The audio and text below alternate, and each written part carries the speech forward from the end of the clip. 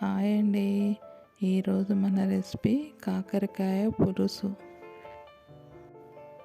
దీనికి కావలసినవి 1 spoon salt, 1 spoon ధనియా powder, 1 spoon కారము, కొంచెం మెంతి పౌడరు, కొంచెం పసుపు.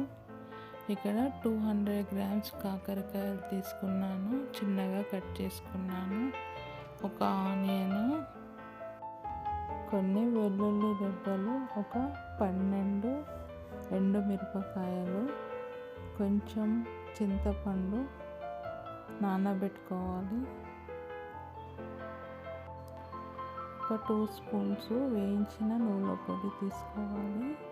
ఇప్పుడు మనము ఆయిల్ వేసుకొని పోపు దినుసులు, తర్వాత ఆనియన్ వేసుకొని బాగా ఫ్రై చేసుకోవాలి.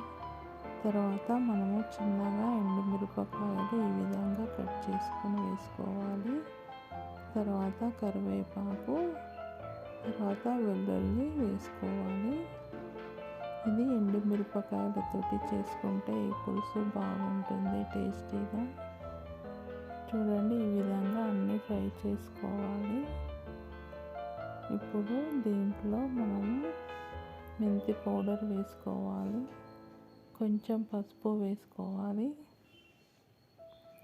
ఒక్కసారి ఈ విధంగా కలుపుకోవాలి.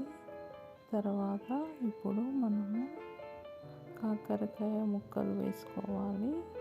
ఇవి నూనెలో కొంచెం ఫ్రై అయ్యాక తగినన్ని నీళ్లు పోసుకొని మనం కుక్కర్లో ఉడికించాలి. ఒక 2 విజిల్లు వచ్చేంత వరకు ఉడికించాలి. నా ఛానల్ని సబ్స్క్రైబ్ చేయండి ప్లీజ్. చూడండి, ఈ విధంగా ముక్కలు ఉడికాయి. దీంతో పాటు ఈ ఎండుమిర్చి కూడా బాగా ఉడికిపోయింది. అప్పుడే మనం కారం తగులుతుంది. ఇప్పుడు పసుపు, కారము, ధనియా పౌడరు, సాల్టు అన్నీ వేసుకోవాలి. ఒక్కసారి ఈ విధంగా కలుపుకొని మనము నానబెట్టుకున్న చింతపండు రసం తీసుకొని దీంట్లో వేసుకోవాలి. ఈ రసంలో కొంచెం ఉడకనివ్వాలి ముక్కలన్నీ. ఇప్పుడు దీంట్లో నువ్వుల పొడి వేసుకోవాలి. తర్వాత కొంచెం కొత్తిమీర వేసుకోవాలి.